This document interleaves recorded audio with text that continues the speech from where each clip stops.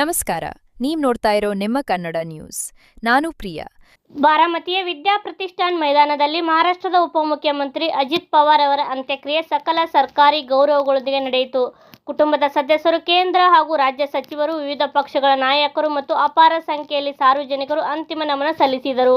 ಪೊಲೀಸರು ಯಾವುದೇ ತೊಂದರೆಯಾಗದಂತೆ ಅಂತ್ಯಕ್ರಿಯೆ ನಡೆಯುವಂತೆ ಕ್ರಮ ಕೈಗೊಂಡರು. ಅಂತ್ಯಕ್ರಿಯೆ ವೇಳೆ ಪತ್ನಿ ಸುನೇತ್ರಾ ಪವಾರ್ ಹಾಗೂ ಪುತ್ರ ಜಯ್ ಅವರು ಚಿತೆಗೆ ಅಂತಿಮ ನಮನ ಸಲ್ಲಿಸಿ ಸಂಪ್ರದಾಯಬದ್ಧ ವಿಧಿವಿಧಾನಗಳನ್ನು ನೆರವೇರಿಸಿದರು. ಕೇಂದ್ರ ಗೃಹ ಸಚಿವ ಅಮಿತ್ ಶಾ ಹೂಗುಚ್ಛ ಇಟ್ಟು ಗೌರವ ಸಲ್ಲಿಸಿದರು. ಕೇಂದ್ರ ಸಚಿವ ನಿತಿನ್ ಗಡ್ಕರಿ, ಮಹಾರಾಷ್ಟ್ರದ ಸಿಎಂ ಫಡ್ನವೀಸ್, ಉಪಮುಖ್ಯಮಂತ್ರಿ ಏಕನಾಥ್ ಶಿಂದೆ ಹಾಗೂ ಗೋವಾ ಮುಖ್ಯಮಂತ್ರಿ ಪ್ರಮೋದ್ ಸಾವಂತ್ ಹಾಗೂ ರಾಜ್ಯ ಹಾಗೂ ರಾಷ್ಟ್ರ ಮಟ್ಟದ ಅನೇಕ ಗಣ್ಯರು 2 ಲಕ್ಷಕ್ಕೂ ಹೆಚ್ಚಿನ ಜನರ ಉಪಸ್ಥಿತಿಯಲ್ಲಿ ಅಂತ್ಯಕ್ರಿಯೆ ನೆರವೇರಿತು.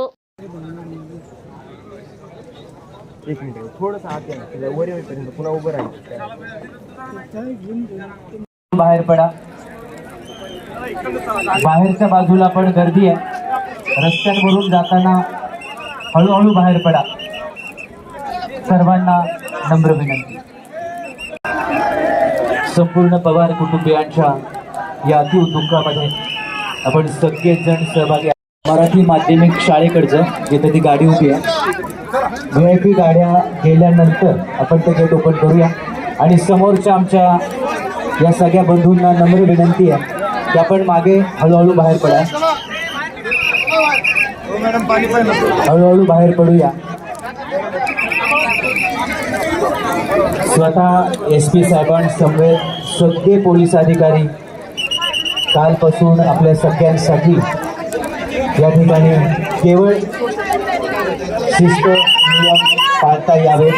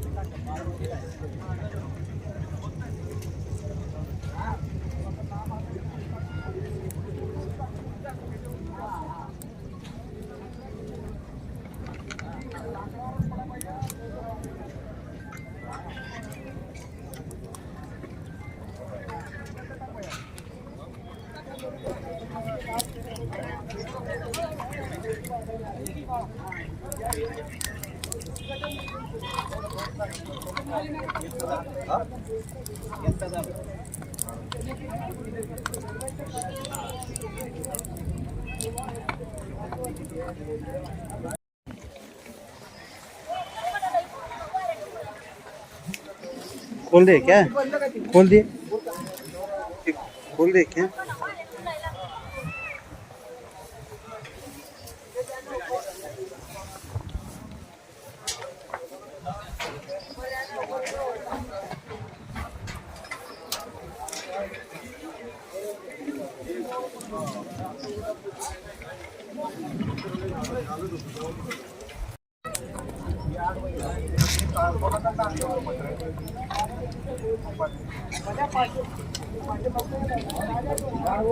आज आमचे नेते महाराष्ट्राचे उपमुख्यमंत्री अजितदादा पवार साहेब यांचं काल विमान अपघातामध्ये जो निधन झालं आणि त्यांच्या नेतृत्वाखाली आमचं सर्व पुणे जिल्हा छत्रपती सहकारी साखर कारखाना अतिशय वेगवान पद्धतीने कामकाज चालू होतं. परंतु अचानक जे देवाने संकट ओढवलं आमच्यावरती, त्यामुळं आमचा हा पुणे जिल्हा पूर्ण महाराष्ट्र हा शोककाळ झालेला आहे आणि अतिशय कोणीही या दुःखातून सावरण्याची मानसिकता होत नाही कोणाची की दादा आपल्यातून निघून गेलेले आहेत.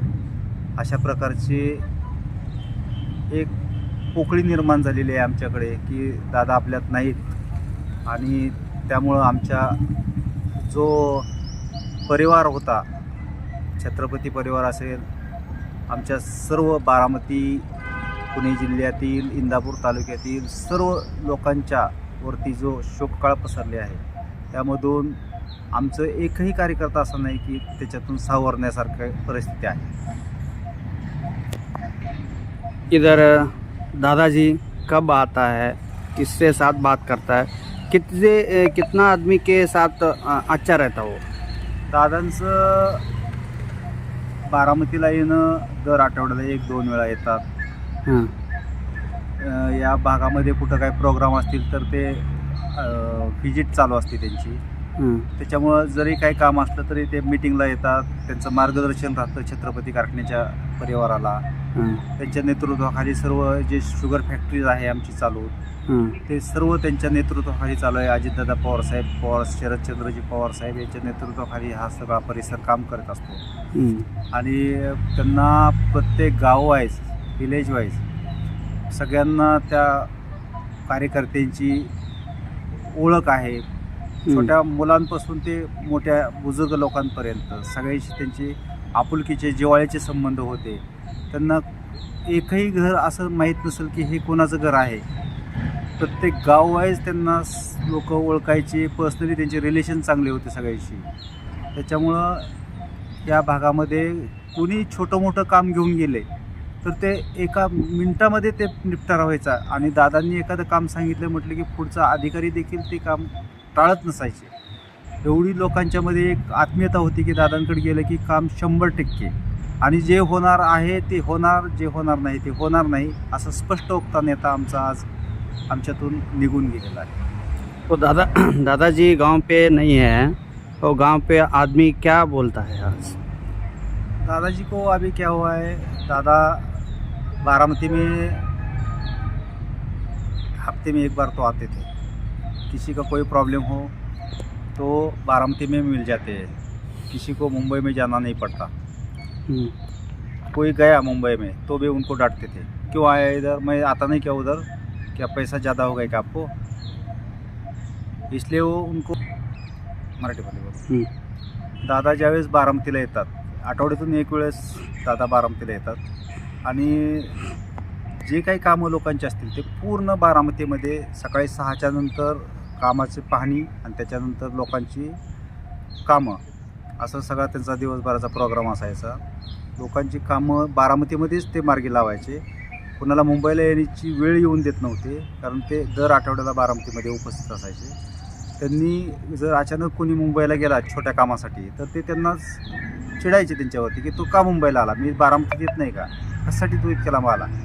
अशा भावना दादांच्या कार्यकर्त्यांबद्दल होत्या की तू एवढ्या लांब येण्याचं कारण काय, तू कशासाठी इतक्या लांब प्रवास करत आला, अशी एक त्यांची आत्मीयता असायची कार्यकर्त्यांबद्दल. दादाजी तो देखा है, हाँ बात कर रहे हैं, बात कर रहे. क्या क्या बोल दिया दादाजी? तो नहीं, दादाजी तो बहुत बड़े नेते थे. इधर हमारा भवानगर में आने के बाद सभी लोगों को पहचानते थे जो काम में आए. मराठी में बात. तुम दादाजी साथ तो कितना बार काम किया? मैं तो 25 साल में काम किया. 25 साल में काम किया. क्या होता है दादाजी का? वो ऐसा आदमी हमने देखा नहीं अभी तक. हाँ. मैंने 25 साल के मेरे प्रवास में हाँ. ऐसा आदमी फास्ट काम करने वाला और कमांड हाँ. जो बोलते हैं उसको कार्यकर्ता डेवलपमेंट करने का बनाने वाला कार्यकर्ता, ऐसा नेता हमने कभी देखा नहीं. तुम्हारा गांव पे काम बहुत किया? इधर बहुत काम किया है. हाँ. क्या क्या काम किया? वो पूरा रोड है, पूरा हॉस्पिटल है, एजुकेशन है, पूरा इंडस्ट्रीज एरिया है, पूरा रिवर का जो इरिगेशन है, पाणी का जो आमच्या भागामध्ये त्यांनी रस्ते, पाणी, लाईट, इंडस्ट्रीज, स्कूल ह्या सर्व बाबींची त्यांनी लोकांसाठी त्या संस्था मोठ्या उभ्या केल्या आणि एक कृषी विज्ञान केंद्र म्हणून शेतकऱ्यांसाठी एक मोठी संस्था त्यांनी उभा केलेली आहे बारामतीमध्ये. शरदचंद्रजी पवार साहेब, अजितदादा असतील, राजेंद्र पवार साहेब असतील, एक पवार फॅमिलीने सर्वच गोष्टी, टेक्स्टाईल पार्कसारख्या कंपन्या आहेत, मोठमोठ्या डेअरीज आहेत, मोठे इंडस्ट्रीज बारामतीमध्ये आणलेल्या आहेत आणि त्यामुळे लाखो लोकांचा रोजगार त्या संस्थेवरती त्यांच्या चालत आहे. त्याच्यामुळं या भागातील एक मोठी हानी आमच्यासाठी झालेली आहे. नाव काय तुमचं? मी संजय मुळी, भवानीनगर.